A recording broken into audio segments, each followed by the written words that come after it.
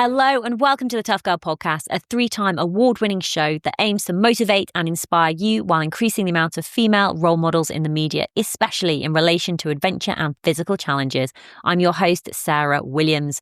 If you're passionate about adventure, challenge and learning from women who have overcome obstacles and achieved remarkable things, then this is the podcast for you. Every Tuesday at 7 a.m, new episodes go live featuring incredible women who share their stories, insights and tips to help you achieve your dreams and goals. You can support the Tough Girl mission by signing up as a patron. Visit Patreon, patreon.com/Tough Girl Podcast. Keep listening until the very end as I share more information about what's going on with me with Tough Girl Challenges, give shout outs and recommend other Tough Girl Podcast episodes. More information can be found at toughgirlchallenges.com.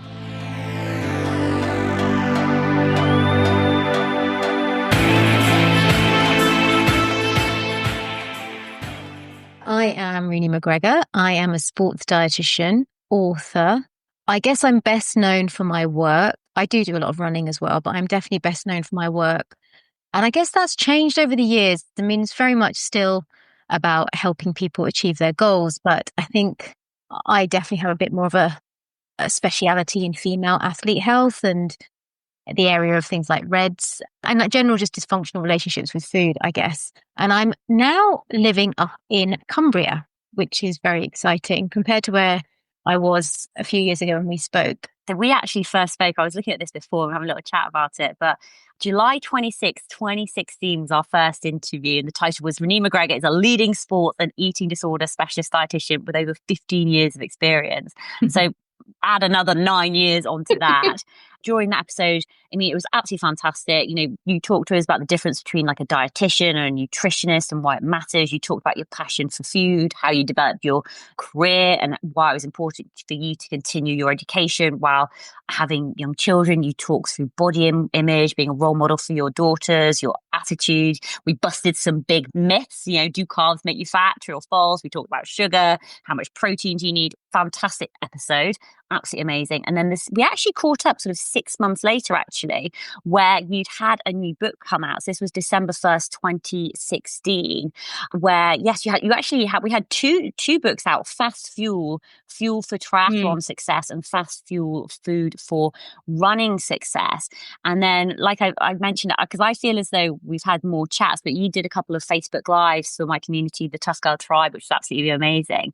But I was going to say, big question now, like, what's been going on over the past sort of 9 years? You know, what are the ups? What are the downs? What has massively changed, I suppose, sort of reflecting back over the past almost decade?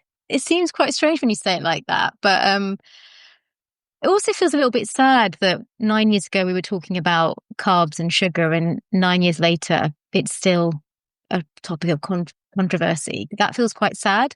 But anyway, where have I been? Wow, my life has changed quite a bit since 2016. During that time, I was still working with Paralympic sport. And then a year later, I gave that all up to basically start my own consultancy, which is what I've been doing ever since.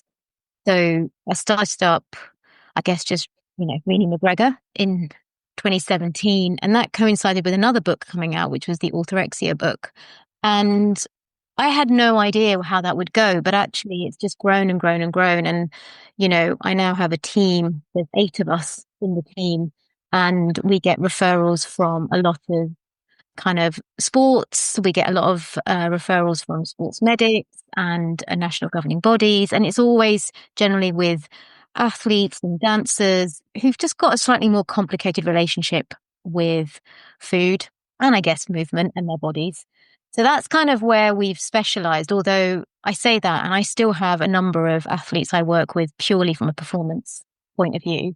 I also got divorced during that time and had a few years where I was just being single and looking after my girls. And subsequently, since then, I have met somebody else and we're very happy. And we moved to Kendal about 15 months ago. So that's very cool. And I have continued to build on my running since then.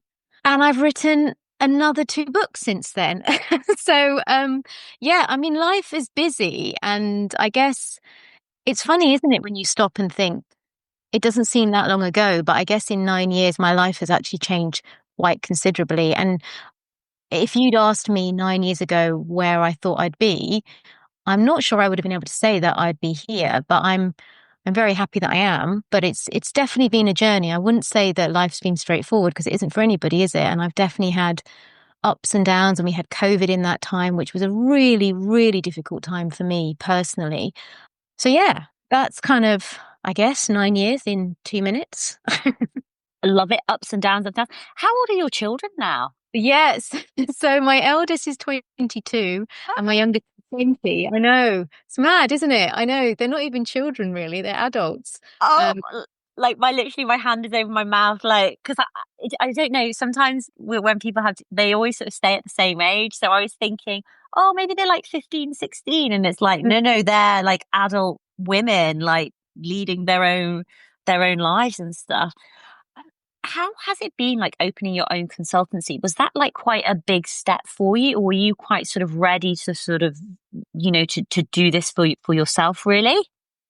yeah, it's a good question. I think obviously, like when I first trained to move into sports nutrition, I had this, I guess, this idealistic view of what I would be doing. And, I got a huge amount of opportunity in those first 5 years of working with different types of teams. And like I said, going out to London, going out to Rio, like, I think I sort of talked about that on my previous podcast with you. But I got to a point after Rio where I guess I was looking at my life. As I said, lots of things were happening. I got divorced, and it just made me take stock and reflect on what was important to me. And obviously, with the divorce, I wanted to make sure I was really present and available for my children. And the work I was doing in performance sport doesn't always make that possible because you're traveling so much.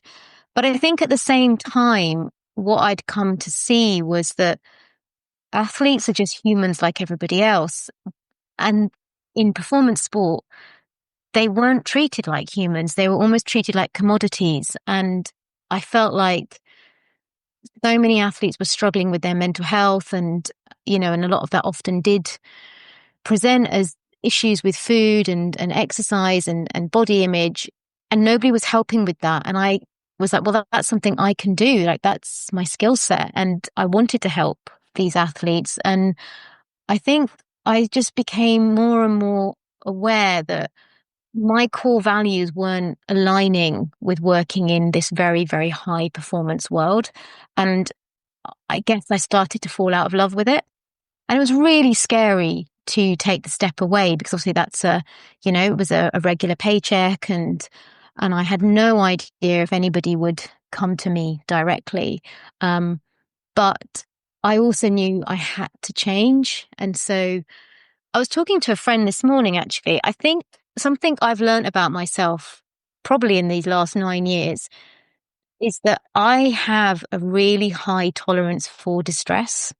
So even though it was really, really uncomfortable and I had no idea of what was coming next, I fundamentally knew that whatever happened, I would be able to pick myself up and I would find some sort of solution. And it's funny, it's the kind of motto I've always said to my girls, in that, it doesn't matter what you do in life, you keep moving forwards, and whatever happens, we will find a solution, because fundamentally there really is usually a solution. And even if that solution is sometimes just acceptance of a really shit situation, it's still a solution. And I guess that was kind of where my attitude was. And so actually, when I first set up the consultancy, I had no idea who would walk through the door. But, within a few months, I was inundated with requests for people needing help and support. And I suddenly realized, like, my God, there's a real demand for this kind of bridge that's needed between the clinical world of eating disorders and the sports nutrition world of dysfunctional relationships with food. And I guess I was able to be that bridge. And yeah, more and more athletes started coming to see me, and more sports medics started to get to know my work. And like I said, now I think, we've definitely become the clinic that people send their athletes to if they've been diagnosed or they suspect REDS. we get all those referrals, which has, has not come overnight. It's been a lot of hard work, but yeah, I feel really, really proud of what I've created, and really proud of the team I have. And, we make a really big difference. And I think that's really, yeah, it's kind of, it's just very, I can't think of the right word, but, it just makes me feel very sort of content that I took the right decision at that time, even though I had no idea if it would work out or not. And taking sort of these hard decisions. So great phrase for, I don't know, like hard decisions can lead to an easy life. And actually, an easy decisions can sometimes lead to the hard life. So the easy decisions can sometimes be, well, staying in the same job or staying in the same marriage, even though, things aren't working out and actually things do need to change. But actually, by making that hard decision and then, going out, creating your own consultancy, going through the divorce. And I suppose the word that I'm thinking about is this must have just been quite stressful at times for you.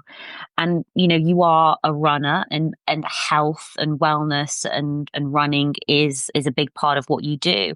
How has your running journey sort of helped you manage those situations? Yeah, it's a good question. I think, running has really been quite central, more that in that it has brought me a community that has helped me to feel supported.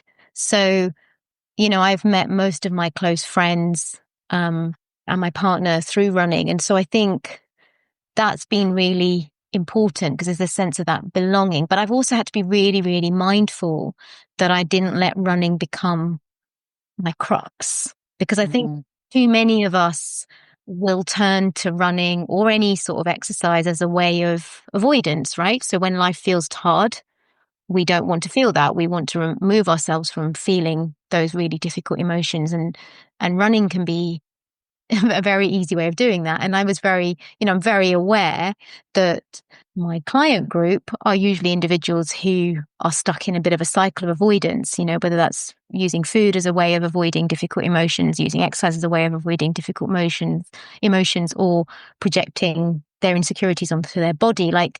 So, uh, you know, I was very, very clear that if I was going to help these people, I can't fall into the same trap. So my relationship with running is really interesting. I think I can hand on heart say, and I openly admit to this in the book, that I have previously definitely had a dysfunctional and not very good relationship with running in the past, and that would probably been before I spoke to you in 2016. But then, big life changes, being diagnosed with quite a severe autoimmune condition, which affects my lungs, needing to be a mother, needing to ensure that I can pay the bills, all of these things, you have this huge sense of responsibility. And I guess the people I work with, and the other thing that we haven't spoken about yet is I've created quite a strong community on social media. My social media platform is an educational platform, and I'm really, really, I'm really mindful of the responsibility I have because of that. So I'm always very careful that what I do is not going to potentially cause anybody else any harm. And so running is something that I love. And, one of the reasons for the move up north was because more and more I've started to realize just how much pleasure and how much more I feel like myself when I'm outside. But it doesn't always have to be running hard or long. It can actually just be a little 30-40 minute run on the hills with my dogs. And that brings me joy. But it's because it's the joy of seeing those peaks, in the distance. Like yesterday, I literally only had 40 minutes all day to get outside. And so I took one of my dogs, and from our house now, where you run to, you can see the Kentmere Pikes, and you can still see the snow on the top. And it just brought me so much joy. And I think I really want to bring that joy to others. And in fact, I kind of say that in the book, that I want people to find the joy in running and eating, because I feel like a lot of people run for the wrong reasons, and they run extreme to actually block out emotions that they probably need to feel and experience, but don't know how to. And so, yeah, I sort of I've kind of rambled a little bit, but I guess what I wanted to say is that running has been really important, but I've been on my own journey with running, and it's a constant conversation I have with myself. And if I notice that I start to think things like I need to go for a run, or I notice a sense of kind of agitation that I haven't been able to go for a run, then I'm very quick to ask myself, what's really going on? Why am I feeling like this? Because I don't want running to ever become a problem. So you've written an incredible new book, which is called Fuel for Thought, a practical guide to fueling your adventures.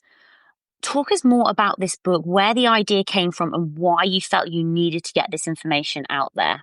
Yeah, so 2 years ago, I wrote More Fuel You, which was really, really well received. And More Fuel You was very much about understanding the human body. Because, one of the things that I noticed so much in my work and through listening to people, and obviously just even listening to people when we're out running or at races, is there's a real confusion around what to eat, when to eat it, like, why should we eat it? And there's so much noise. And I wanted to kind of, I suppose, give some really clear information. So More Fuel You was very much about cutting through all the myths and trying to give people informed information. It was never about telling people how they should do something, but it was about giving people informed information that they could make the appropriate choice based on them.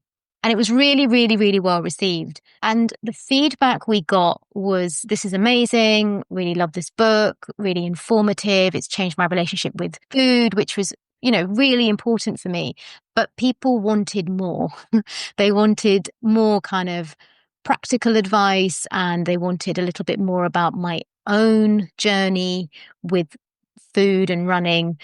And so I think I always knew there was going to be this new book, and it was something that I wanted to take a little bit of time to think about how to put it together. So when I had a meeting with my commissioning editor, Kirsty, it was probably, trying to think because the dates all get merged, but it was probably 6 months actually after More Fuel You had come out.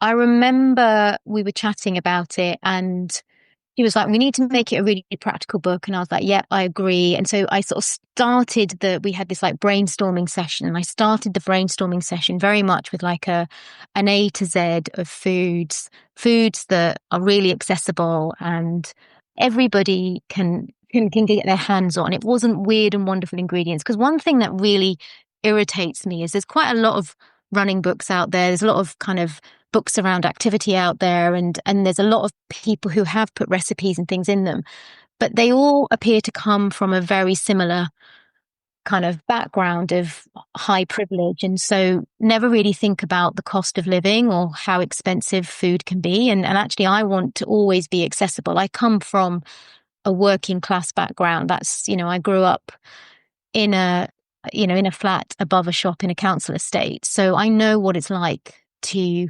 not have enough money. I also know what it's like when you're counting the pennies. Like when I got divorced, it was a difficult time. And so I wanted food to be accessible for everybody, and not people think they have to spend huge amounts of money on supplements and kind of sports products. So that was kind of like the basis. And then I guess the book was built out of that. And it was more just, I started writing and suddenly this book just poured out of me. And I'm proud of all my books because there's always a lot of me in every book I write. But I guess this book is very close to my heart.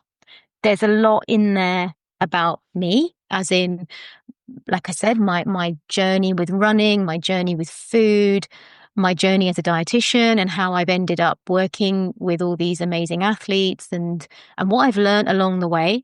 But it's also a book about calling people out a little bit and helping those of us that maybe are quite vulnerable to to become aware that not everybody is got your best interest at heart. And some people sound like they're selling you something amazing, but actually they're just trying to sell you a lie so that you keep spending more money.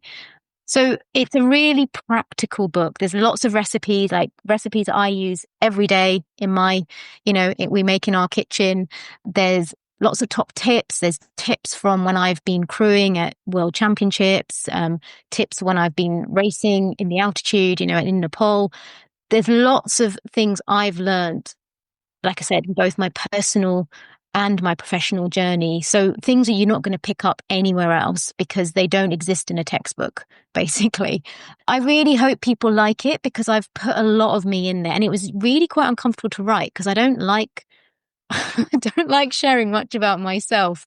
I'm quite a private person, and I think my Instagram kind of shows that, but I knew it was what people wanted. And like I said, I want people to thrive, Sarah. Like that really is my motto. I get so sad when I see how individuals become so affected by poor information and irresponsibility. And it really hurts me when I see that. And so that's what I wanted. I wanted people to thrive. And I guess I wanted to create a book that helped them to at least take the first steps towards that. One of the things that has almost increased in popularity recently is where people wear like personalized glucose monitors. And I have actually bought one. I'm just really interested in what my body, I haven't used it yet, but basically how my body reacts to food like over a 2-week period. And I was just wondering if you've ever used like a glucose monitor, what your thoughts are on that. I've written a whole chapter on this in the book. Really anti them. Really, really anti them.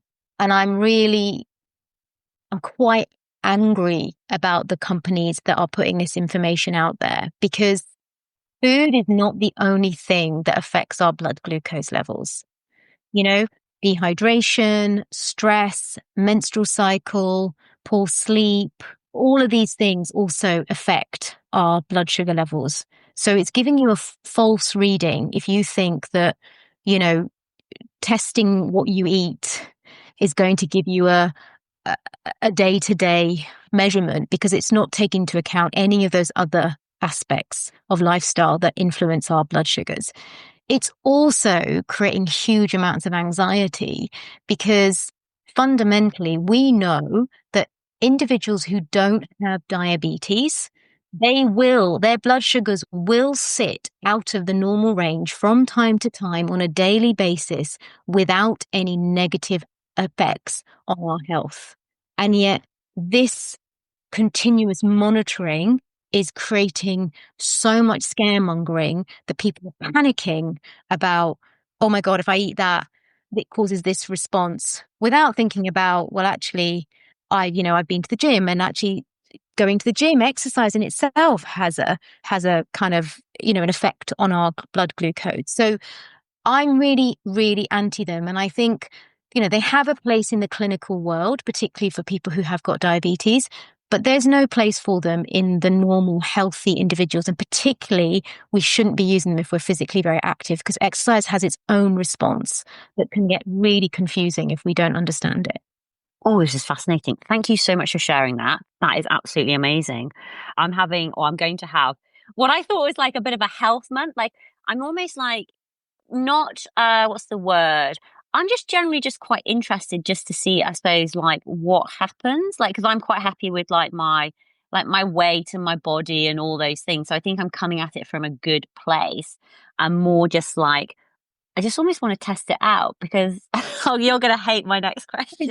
But I guess it's not accurate. That's what I'm trying to say, Sarah. Yeah. You could do it for 2 weeks. You could then do it for another 2 weeks in 2 months' time, and you'll get different readings because it's not based on just what you eat. You could eat the same food for 2 weeks. You could then have a break for 2 months and then repeat the exercise, 2 months later, eating exactly the same food. But if it's in the different part of your menstrual cycle, or you've trained differently, or your sleep has gone off, those things are going to influence your blood sugars a lot more than just what we eat. And that's what I don't like about it, is that it's not credible. And the science that a lot of the companies spout about it is not credible.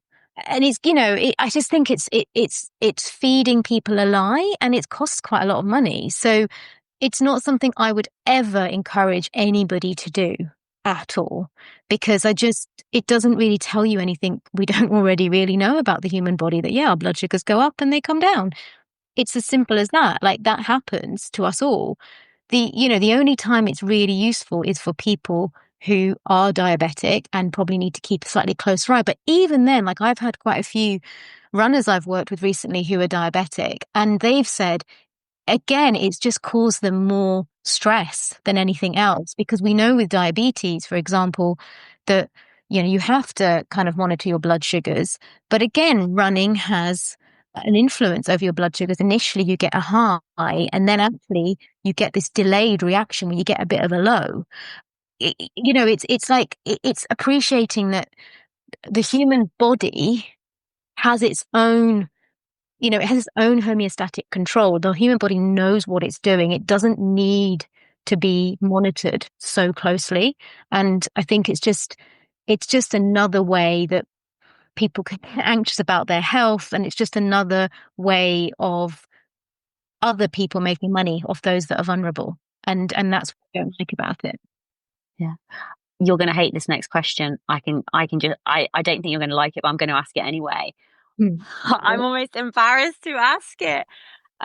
Because I don't know where I read this, probably found it on social media, that if you have a shot of cider vinegar before you eat your dinner or your lunch, that will stop your glucose levels spiking. Yeah, it's completely untrue. Okay. This is amazing. No, this is honestly, no, this is so useful, because that was what was going around our gym, like, about like a week ago, with a couple of people who have got like glucose monitors on, and it's like, yeah, you have like a shot of cider vinegar before, it will control your glucose level, and you should have a shot of cider vinegar before every meal. Is this annoying you? Is this frustrating you? I think, it's really good to have these open conversations. I think what I'll also say is, not always bad to have a glucose spike, right? Like, sometimes we want that glucose spike because, actually, like, for example, after we've done exercise, we want to increase our blood sugar so that we increase our insulin, so that actually we absorb that nutrition and it goes to, repair and recover our muscles. So I think this whole fear of glucose spiking is a problem, and it doesn't need to be. Sometimes we need glucose spikes because that's how you draw energy back into the body. The misconception is around people panicking about overproduction of insulin, and that means you're going to be holding on to more fat. It's not as simple as that.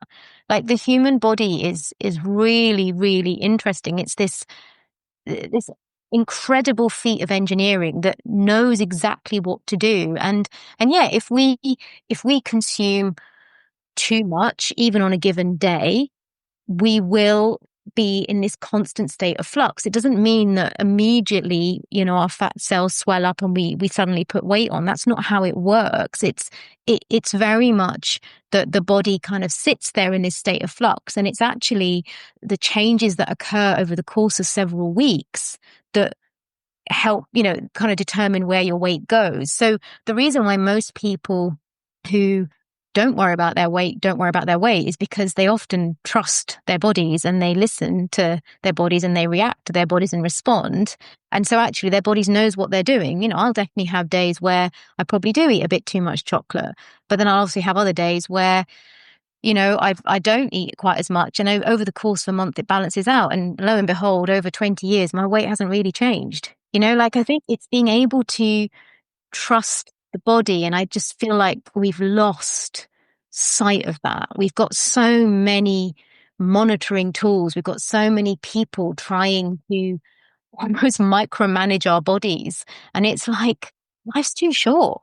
Just, like, listen, and it will tell you what to do. And I think, like, the other thing is that, and it's sort of on the same topic, but slightly different. But the other thing is that, by trying to control our bodies, we're also trying to control our bodies against our reality. Like, we've all got a genetic blueprint. We kind of already know our bodies kind of know where they need to sit to work optimally. But again, yeah, obviously we get influenced by what we should eat or how much exercise we should do, and it can change our bodies. But if we hold our bodies in a place that is too low for us in terms of body weight or body composition, our bodies don't work for us. So this need to control the body, this constant fear we have of being in a bigger body, it's really problematic because actually some people genetically will need to be in a bigger body. And I'm not necessarily talking about being overweight, but I'm talking about being in a bigger body that is normal for them. You know, one of the biggest challenges we have in our clinic is women who really struggle to be the body size their body needs to be in order to be fertile. And yet they come to us because, you know, they've had years and years and years of kind of either being on contraception, and they come off the contraception and they realize they're not having a period, and they come to us because they're desperate now to have a baby and they want the baby now. They don't want to wait 5 years or whatever. And obviously it's our job to help them. And a big part of the work we do is helping with education around, well, actually the female body needs a certain amount of body fat in order to be fertile. And so, a lot of women find that really hard because of all the images that are out there and all the nonsense information that quite a lot of, quite like high profile people put out on social media. I hate the fact that we are such a image conscious society because fundamentally it really does say nothing about the person you are. And it just winds me up, as you can probably tell from my voice. One of the things that I found fascinating was a couple of years ago. I spoke with Dr. Stacey Sims. You probably, women are not small men. Women shouldn't eat and train like men. We are different to men. And one of her, I think it was her piece of advice was starting to track your periods and track your cycle. And I found that mind blowing when I was suddenly, because I could never understand. I mean, it seems ridiculous. Obviously, it happens every month. But I'd be like, why am I just like so hungry and so insatiable? And it's like I go hunting in the cupboards to find the chocolate or to find something sweet because I just cannot control myself or my hormones. And then you start, tracking your periods, like, oh, that's why I'm like this at this moment in time. And then other times of the month, I'm just like, no, I'm good. I don't need any chocolate. It's so tracking. So I do find like tracking my cycle like really, really interesting from like a monitoring point of view, and then linking that into to my training and stuff like that. Do you talk about that in the book? Yeah, I do. And I think like what I do say is that, again, it's really important to remember that we're all individual. So we can't we can't say that, on day 7, you will feel like this because we're all very different. But I think when we track our own cycles and we become really familiar with ourselves, that's when you can start to kind of understand that, oh yeah, okay, I notice that when I ovulate, I run really well, or actually 2 days before my period's due, I always have an absolute crash. And I think just understanding that, you can't change it, but even just understanding that can help you to navigate those highs and lows much, much better. And I think even appreciating that, our hormones are so powerful, they can really, really impact how we think and how we feel. Like there was a study that came out in 2019 that showed that, in healthy women, when they had sort of passed through ovulation and when progesterone was dominant, they actually perceived themselves as less attractive. So, that kind of sense of discomfort we sometimes feel in that luteal phase of our menstrual cycle is related to the hormonal shift. There's an actual reason why we feel like that. But again, even just understanding that and knowing that, oh, okay, I know what this is. This is going to pass in 3 or 4 days' time. So I'm just going to sit with it. That can be really helpful rather than kind of feeling this discomfort within our bodies and then feeling like we need to restrict it or we need to contain it or we need to do something to make it feel better. Sometimes we just have to accept that it's not going to feel better. It's just going to feel like this, but it's going to pass. And I think that there is, I think those sorts of things are really important to definitely appreciate. So yeah, I definitely talk about all of those things in the book as well. And also how by tracking, you can also start to pick up as you move into the next chapter of your life in terms of perimenopause, because, like my own journey with perimenopause has been really interesting. I had just assumed that I would know, like I just had this kind of, I had this, I don't know, I genuinely thought that the day would come and I'd be like, right, this is it. But it didn't. And it wasn't something that, that happened overnight. And actually, again, I didn't have any physical symptoms. My periods didn't stop. I didn't get hot flashes. I didn't have anything, didn't have any joint pain, but a lot of my symptoms were really psychological and emotional. But because I'd been tracking, I'd become quite aware that there were some significant changes going on with my mood, and my anxiety was through the roof.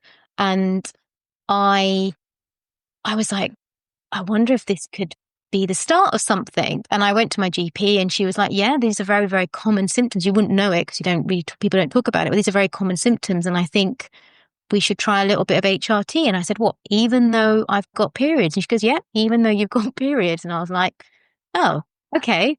So, I started on a little bit of HRT. And actually, within sort of 6 to 8 weeks, I started to notice that my anxiety really improved. And then I had a bit of a blip with the HRT and I didn't feel good on it at all. I had uncontrolled bleeding for a while. And I think it was because I was producing my own hormones still, but I was also taking hormones. And so we hadn't quite got the dose sorted. So I came off everything. And again, within 6 weeks, my anxiety came back through the roof. I felt terrible.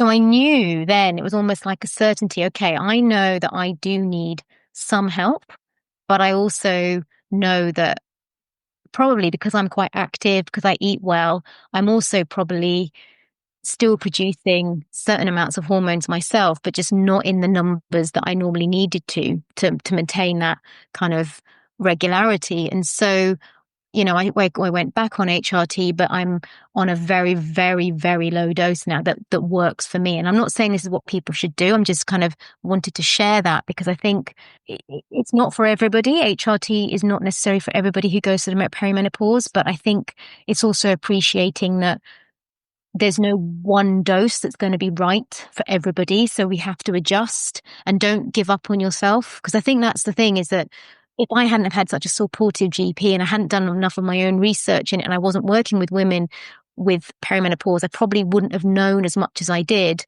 But I knew I wasn't going to give up on myself. And I knew that I didn't want to live with that anxiety. So it's amazing that you don't always need as much as you think, but you might need just a little bit of help.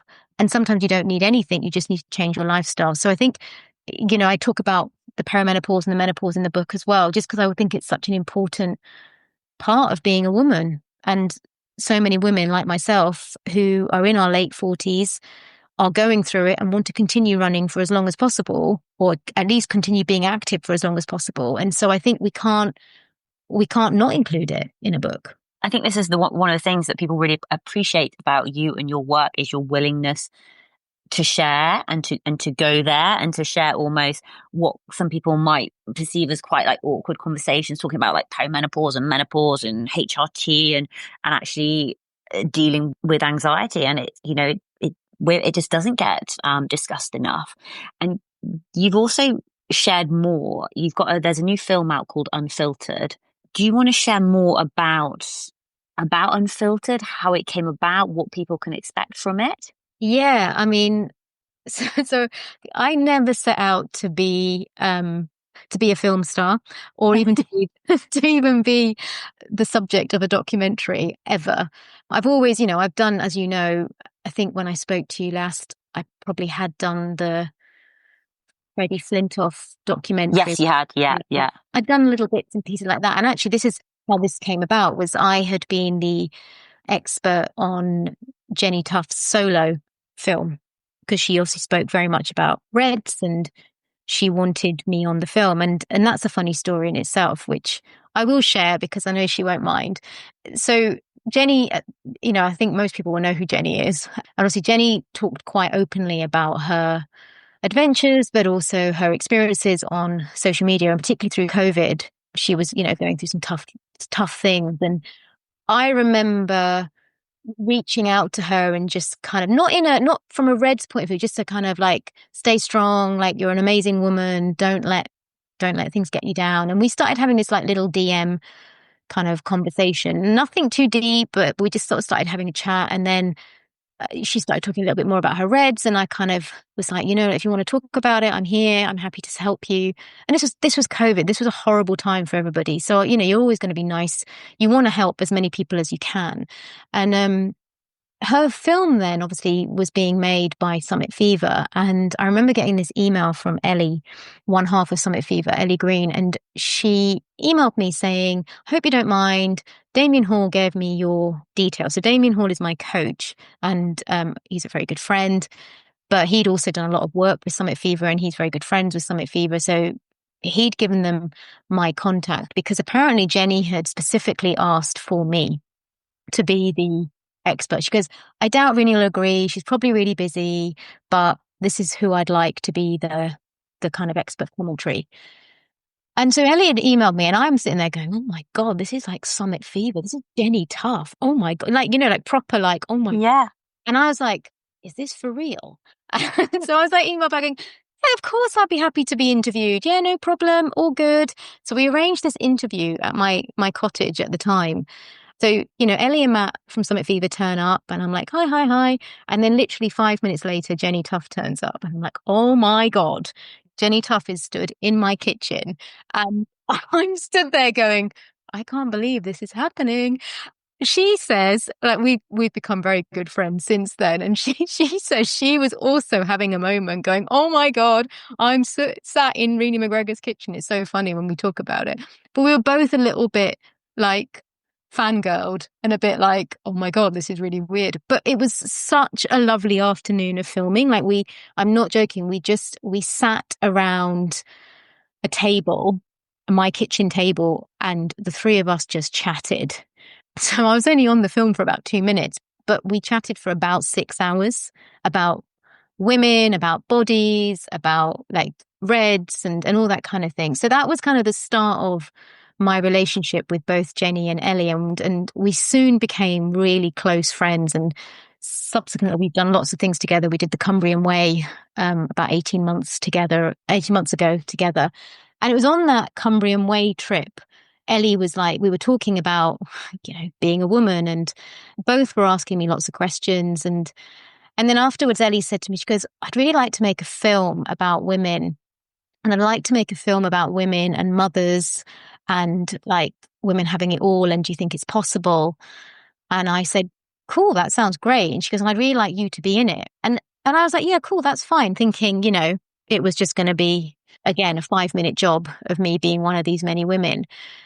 And then as the conversation kept sort of evolving, I'd moved up to Kendal by this point, and I was talking a lot about how it was the first place I'd really felt at home, like I'd really felt welcomed and I'd felt accepted. Like I've lived, obviously I grew up in the outskirts of London, which was really tough. And then I've subsequently had a lot of racial abuse and difficulty ever feeling comfortable in a place. And Kendal felt like home as soon as I moved here. And so she was like, I'd really like to capture that. And I was like, okay. And so, yeah, I mean, basically we started talking, and then she said to me, do you know what? I think this film needs to be about you. And I want it to be about your work. I want it to be about you being a mother, and I want it to be about your running. And, and I was like, okay, cool. And then she had this brilliant idea of interviewing my daughters on the film, and also capturing my daughters interviewing me. And it kind of came from there. So it is a film about me, which sounds really weird to say out loud, but because I am often Renee McGregor, the professional, there's so much about me people don't know. And I think this will really help people to understand me and how I've come to be the person I am and why I want to help so many people. I uncover some really difficult storylines about racial abuse, but also about sexual abuse and what I experienced as a young girl, how I grew up, and actually, like I said, what running has brought to me. But I think the nicest, I mean, it's not the nice, but one of the most poignant kind of aspects of the film probably is this this very candid interview with my daughter, my older daughter, Maya. And I learned so much from making this film about being a mother. Like, I've spent, the last 22 years beating myself up about not being good enough, feeling like I've let them down at times, feeling like, I didn't want to mess them up. Like, I've spent so much time in fear of being a mother, and making the film with them and hearing what they had to say really helped me to understand that I might not have got a lot of things right, but I got that right. And that's been really quite a wonderful journey. And I guess the film is very much about bringing hope to people who are born in a different life, because I would definitely say I was born in a different life. And I've made choices that have changed my life. And I think everybody can do that. And I guess it's about giving people hope and about helping women to stop feeling so much pressure, but also to stop women feeling so overlooked all the time. I guess that's kind of what Unfiltered is about. Yeah. And I love that. So in the synopsis, there's a unfilteredfilm.com website where it says it's a story of resilience and finding peace in the places and people that shape us. Ah, just so powerful. And is that doing a tour this year? Are you sort of going on tour with it, like around the different adventure festivals and film festivals? Yeah, so we kicked it off at Kendal Mountain Festival in last November, which was amazing. It was sold out, and I received a standing ovation, which was incredibly emotional. Oh, But yeah, really, really amazing. We are in Fort William in 2 weeks' time, which I'm really excited about. I went to Fort William Mountain Festival last year, and it's such a beautiful festival, and it's just very friendly. And I do love Fort William. So we're heading back there in 2 weeks. And then we are at London Mountain Film Festival a month later on the 15th of March. And that's really cool because that's at the iconic Riverside Studios in Hammersmith, which I, again, can't quite get my head round that that's where it's going to be shown. And we're also kind of making a bit of a day of it. So we've got One Track, who are an amazing running community, who I've partnered up with, and we're going to do a run. And then, the film, and then a Q&A with my amazing friend, Kimberly Wilson, who is just the most phenomenal woman out there. She's a clinical psychologist, but just, I love her to pieces. And I think she's a perfect person to host the session. So she's going to be out there. She's going to be there as well. And then we've got a few more dates bubbling around, but at the moment I'm still waiting for confirmation. But yeah, there's definitely going to be a couple more dates, and then at some point it'll be out on a platform for people to watch, but probably not till later this year from that point of view. So we put all the dates on the Unfiltered website so people can keep an eye on where we are. But yeah, it is a film that I really hope people do make time to watch, as uncomfortable as I am saying that, because I find it really difficult being the center of attention.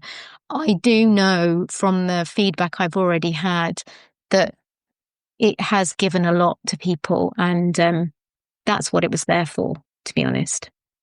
oh, fantastic. And how can people connect with you? How can they find out more, follow on social media, connect with you through your consultancy? Where is the best place for people to go? Obviously, I've still got my Instagram account, which is r_McGregor, and there's lots of information on there. There's lots of kind of educational pieces on there as well. So do have a bit of a scroll. It's not all just here's my book and here's my film, which does feel like it's taken up quite a bit of my my account recently. And I have a website, which is reneemcgregor.com, that I really do need to update a bit more often, but it's got all the most important bits on there at the moment. And that's kind of the best way to reach out to us as well if you are interested in booking in on the clinic. They're the two main places. I do LinkedIn, but I'm not very good at it, I'm going to be honest. So I have thought about whether I should start like a Substack, and I'd be curious to know what the feedback will be from your audience if I did. So that's something I'm considering, but I haven't started yet. So yeah. There you go. Maybe another option at some point. Renee, amazing to speak to you. And I would love for you to share your final words of advice and wisdom for other women out there who are maybe going through a little bit of a tough time at the moment. what words of advice would you like to leave them with? Oh gosh, I think just remember that nothing is permanent. It can feel really hard in that moment, but I guess the mantra I've always kind of kept close to my heart is at some point it'll become clear why you have to go through this. And I find that really comforting because I think in the moment when something's really painful, you can't imagine ever getting over it. And then when you look back on it 4 or 5 years later, or even a year later, you're like, oh, right, I had to go through that for an absolute reason. And that reason becomes really clear and you've learned from it. So I think that's my piece of advice is remember there'll be something to learn from even the pain. Absolutely. Renee, thank you so much for coming back on the Tough Girl Podcast Extra to catch us up on what has been going on over the past 9 years. It's just incredible to hear about the journey that you've been on, and massive congratulations for all the books, for starting your own business, for having a film made about you. You are doing so much good in the world, and it is so, so appreciated. Thank you so much. And as always, I love being part of your podcast. So thank you for doing what you do as well.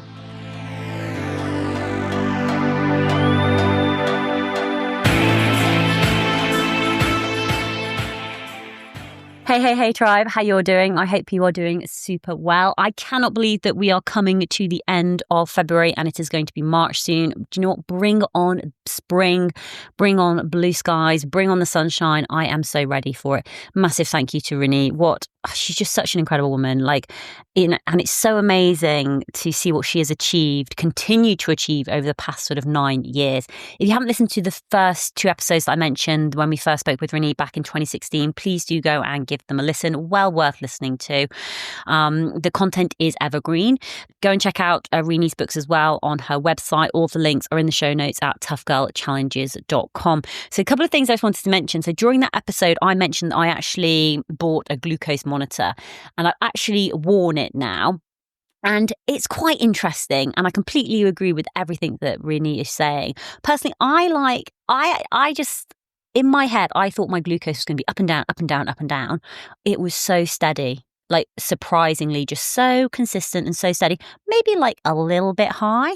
But the things that I thought was really interesting for me is when I did a cryo. So cryo is when you go into a cryogenic chamber. So it's minus 87 degrees. You go in wearing PPE. So you have a hat on, a face mask, warm gloves, warm shoes and socks on, etc. But you're in your underwear basically. And you're in there for 3 minutes. And whenever I did that, I would get the massive drop off in my blood sugar, which I just found absolutely fascinating. And the only other time I had a massive spike was when I combined wine gums, and I was also feeling quite dehydrated, so I had some electrolytes, and I got the biggest spike ever. To be honest, you meant to wear it for 14 days. I managed it for about 12 days, and then I sort of lost interest in a bit, where I was a bit it's interesting, but it wasn't really sort of changing my life in any way. But I enjoyed the knowledge that it gave me, but it is, like Renee said, it's very, very subjective to, when you wear it, what time of your cycle you're on, all of that stuff. The other thing I just wanted to mention, so I'm doing a lot of tracking in February with regards to my health and fitness. And I've sort of shared this on my Instagram at Tough Girl Challenges. And what I've noticed currently is that I have been 5 months consistently strength training now. So I started back in October, back with Franco, my personal trainer, back at the gym doing strength and conditioning classes where we are lifting heavy weights. And I upped it in January to when I'm having 2 PTs. So one I'm focused on mobility and the other focused on strength and conditioning. And the second class is strength and conditioning. I'm also doing a lot of recovery because I work at AIM Health now. I'm doing cryo on a regular basis, red light, hyperbaric chamber, a rebalance bed, compression trousers. But I've noticed now, end of February is when I'm actually starting to feel strong again. And I'm also getting a couple of PBs. I got 50 kgs in my bench press. I'm 82 kgs on my back squat. So I'm definitely feeling like my strength is coming back. But what's really interesting is I mentioned on another episode that we've got this set of scales, which is, I actually call it Hume, H-U-M-L. It's actually Hume, H-U-M-E. It's called the Hume app, and it's scales that tell you about your muscle density, your weight, your bone density, your BMI, and where your fat and muscle is distributed on your body. Is it on your legs, your torso, your arms, etc., which is absolutely fascinating. but I'm not sure I like measuring this stuff. I think I would rather measure. So for me, instead of measuring like my weight, I would rather measure how much I can bench press, how many gym classes I go to, how much I can squat, how much I can deadlift. I'd rather focus on those numbers than like my metrics, if that makes sense. And I think the funny thing about the scales is it shows you like a picture of your body and it gives it like colors. So, and it compares it to other people who use like the app for your age, weight, gender, etc. And for me, like I'm all green all over, apart from my two arms, which are yellow because my arms are a little bit overweight. So I was like, I actually felt a bit despondent. But then I was like, but also, Sarah, on the same hand, you've also just hit a PB in terms of how much you can bench press. So quite interesting anyway. But March, spring is coming. We have got 6 fabulous episodes coming out for you every Tuesday with a couple of bonus episodes coming out on a Thursday. So please do hit that subscribe button so you don't miss out. I'm going to try and consistently get 6 episodes out a month. That is what I am pushing for at the moment, just because well, basically, because I've just spoken to so many incredible women and I want you to hear their episodes. I want you to hear their stories. And it's so, so important that, especially at this, I mean, it's always important, but with what's going in at the world, sometimes I think, well, what can I do? And the only thing I think I can do is continue to share women's stories, women's voices to get their stories out there. And it would mean a lot to me if you could tell one friend about the Tough Girl podcast, if you could share it on your social media platform, if you've got a newsletter, if you've got a website, please share it, please help promote it, please help to get the message out there. There are so many incredible resources available. If you visit toughgirlchallenges.com, on the website there is like a dedicated resources page. There's more information about me, the adventures, different challenges I've done, the incredible women that I've been interviewing since 2015. So that's 10 years this year, and there's just a whole variety of different stories, from ultra endurance challengers, swimmers, thru-hikers, ultra runners, mountaineers, polar explorers, adaptive athletes, wheelchair adventurers, skiers and snowboarders, sailors, world travelers, scientists and researchers, etc. There's such a variety of women who've shared their story on the Tough Girl podcast.